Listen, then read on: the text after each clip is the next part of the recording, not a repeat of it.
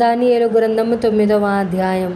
మాదీయుడగు అహష్వేరోషు యొక్క కుమారుడైన దర్యావేషు కల్దీయులపైన రాజాయను.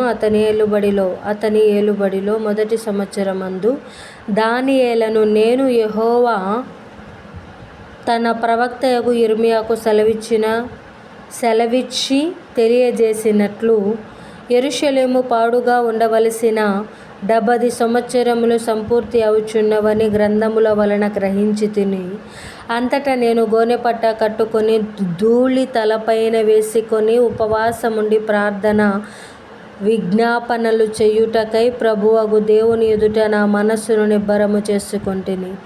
నేను నా దేవుడైన యెహోవా ఎదుట ప్రార్థన చేసి ఒప్పుకొన్నదేమనగా, ప్రభువా, మహత్యము కలిగిన భీకరుడవగు దేవా, నీ ఆజ్ఞలను అనుసరించి నడుచువారి ఎడల నీ నిబంధనను నీ కృపను జ్ఞాపకము చేయువాడా, మేమైతే నీ దాసులకు ప్రవక్తలు నీ నామమును బట్టి మా రాజులకును మా అధిపతులకును మా పితరులకును యూదయ దేశ జనులందరికీ చెప్పిన మాటలను ఆలకింపక నీ ఆజ్ఞలను నీ విధులను అనుసరించుట మాని పాపులమును దుష్టులమునై చెడుతనమందు ప్రవర్తించుచు తిరుగుబాటు చేసిన వారము.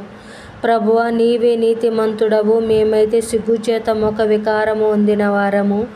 మేము నీ మీద తిరుగుబాటు చేసితిమి, దానిని బట్టి నీవు సకల దేశములకు మమ్మను తరిమితివి. యెరూషలేములోను యూదయ దేశములోను నివసించుచు స్వదేశవాసులుగా ఉన్నట్టియు పరదేశవాసులుగా ఉన్నట్టియు ఇశ్రాయేలులందరికిని మాకును ఈ దినమున సిగ్గే తగి ఉన్నది. ప్రభువా, నీకు విరోధముగా పాపము చేసినందున మాకును మా రాజులకును మా అధిపతులకును మా పితరులకును ముఖము చిన్నబోవునట్లుగా సిగ్గే తగి ఉన్నది. మేము మా దేవుడైన యెహోవాకు విరోధముగా తిరుగుబాటు చేసితిమి. అయితే ఆయన కృపా క్షమాపణలు గల దేవుడై ఉన్నాడు. ఆయన తన దాసులకు ప్రవక్తల ద్వారా మాకు ఆజ్ఞలు ఇచ్చి వాటిని అనుసరించి నడుచుకొనవలెనని సెలవిచ్చెను గాని మేము మా దేవుడైన యెహోవా మాట వినకపోతిమి. ఇశ్రాయేలీయులందరూ నీ ధర్మశాస్త్రమును అతిక్రమించి నీ మాట వినక తిరుగుబాటు చేసిరి. మేము పాపము చేసితిమి గనుక నేను శపించెదనని నీవు నీ దాసుడగు మోషే ధర్మశాస్త్రమందు ప్రమాణము చేసి ఉన్నట్లు ఆ శాపమును మా మీద కుమ్మరించితివి. యెరూషలేములో జరిగిన కీడు మరి ఏ దేశములోనూ జరగలేదు. ఆయన మా మీదికి మాకు ఏలికలుగా ఉండు మా న్యాయాధిపతుల మీదికి ఇంత గొప్ప కీడు రప్పించి తాను చెప్పిన మాటలు నెరవేర్చెను. మోషే ధర్మశాస్త్రమందు వ్రాసిన కీడంతయు మాకు సంభవించినను మేము మా చెడు నడవడి మానకపోతిమి. నీ సత్యమును అనుసరించి బుద్ధి తెచ్చుకొనున్నట్లు మా దేవుడైన యెహోవాను సమాధానపరచుకొనక పోతిమి. మేము మా దేవుడైన యెహోవా మాట వినలేదు గనుక ఆయన తన సమస్త కార్యముల విషయమై న్యాయస్థుడై ఉండి సమయము కనిపెట్టి ఈ కీడు మా మీదికి రాజేసెను. ప్రభువా, మా దేవా, నీవు నీ బహు బలము వలన నీ జనమును ఐగుప్తులో నుండి రప్పించుట వలన ఇప్పటి వరకు నీ నామమునకు ఘనత తెచ్చుకొంటివి. మేమైతే పాపము చేసి చెడు నడతలు నడిచిన వారము.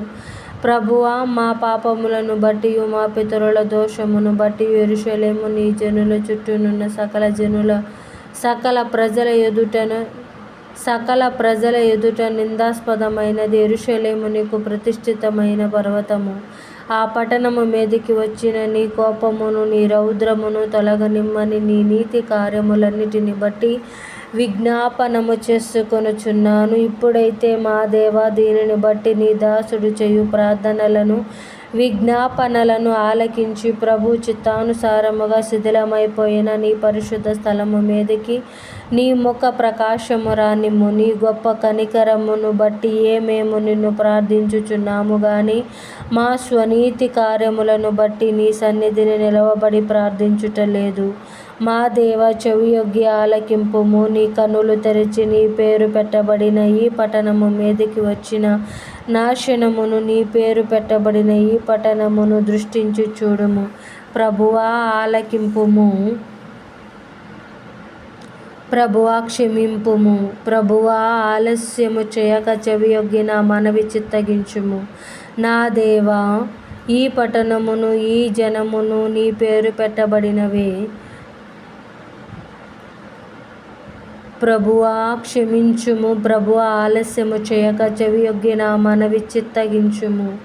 నా దేవా, ఈ పట్టణము ఈ జనమును నీ పేరు పెట్టబడినవే. నీ ఘనతను బట్టియే నా ప్రార్థన వినుమని వేడుకొంటిని. నేను ఇంకా పలుకుచు ప్రార్థన చేయుచు పవిత్ర పర్వతము కొరకు నా దేవుడైన యెహోవా ఎదుట నా పాపమును నా జనము యొక్క పాపమును ఒప్పుకొనుచు నా దేవుని విజ్ఞాపన చేయుచునుంటిని. నేను ఇలాగున మాటలాడుచు ప్రార్థన చేయుచునుండగా మొదట నేను దర్శనమందు చూచిన అతి ప్రకాశమానుడైన గాబ్రియేలును ఆ మనుష్యుడు సాయంత్రపు బలి అర్పించు సమయమున నాకు కనబడి నన్ను ముట్టెను. అతడు నాతో మాటలాడి ఆ సంగతి నాకు తెలియజేసి ఇట్లనెను: దానియేలు, నీకు గ్రహింప శక్తి ఇచ్చుటకు నేను వచ్చితిని.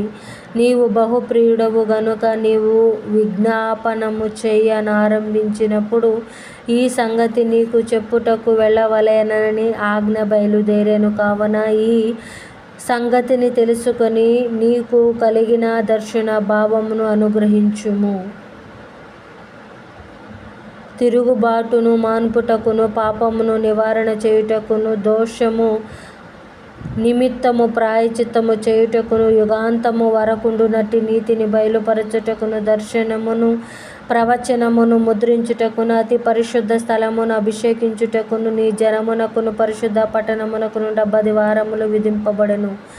యెరూషలేమును మరలా కట్టించవచ్చునని ఆజ్ఞ బయలుదేరిన సమయము మొదలుకొని అభిషిక్తుడగు అధిపతి వచ్చు వరకు 7 వారములు పట్టునని స్పష్టముగా గ్రహించుము. 62 వారములు తొందరగల సమయములందు పట్టణపు రాచవీధులు కందకములను మరలా కట్టబడును. ఈ 62 వారములు జరిగిన పిమ్మట ఏమీయూ లేకుండా అభిషిక్తుడు నిర్మూలము చేయబడును. వచ్చునట్టి రాజు యొక్క ప్రజలు పవిత్ర పట్టణమును పరిశుద్ధ ఆలయమును నశింపజేయుదురు. వాని అంతము హఠాత్తుగా వచ్చును మరియు యుద్ధ కాలాంతము వరకు నాశనము జరుగునని నిర్ణయింపబడెను.